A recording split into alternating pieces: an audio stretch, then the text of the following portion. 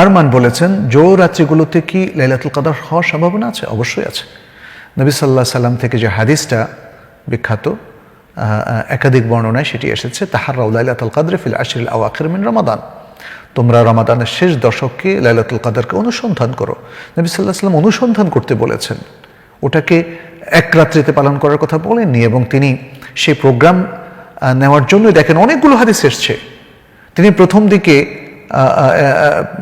এটাও সহি একটা হাদিস, তিনি বলেছেন যে ইতাকাফতু ফিল আশরিল আউয়াল মিন রমাদান আলতামিসুহা, আমি রমাদানের প্রথম দশকে ইতিকাফ করেছি লাইলাতুল কদরকে অনুসন্ধান করতে গিয়ে।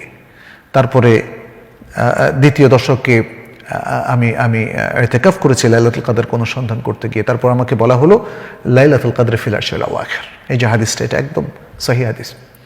তাহলে এর অনেকগুলো ভাষ্য আছে, বুখারী মুসলিমের মধ্যে এর অনেকগুলো ভাষ্য আছে। তাহলে দেখা গেল যে রাসূল সাল্লাল্লাহু আলাইহি সাল্লাম পুরো রমাদান মাস চষে বেরিয়েছেন লাইলাতুল কদরের অনুসন্ধানে, এবং তাকে পরিশেষে যখন বলা হলো আল আশরুল আওয়াখির, শেষ দশকে, তখন তিনি শেষ দশকে ইতিকাফ একদম জীবনের শেষ বছর পর্যন্ত করলেন। এবং যে বছর তিনি মারা গেলেন সেই বছর তিনি শেষ দুই দশকে ইতিকাফ করেছেন।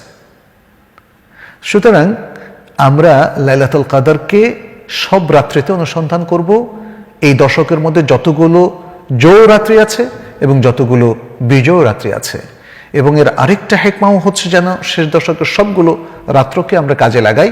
রাসূল সাল্লাল্লাহু আলাইহি ওয়াসাল্লামকে লাইলাতুল কদর জানানো হয়েছিল, পরে তাকে ভুলিয়ে দেওয়া হয়েছিল।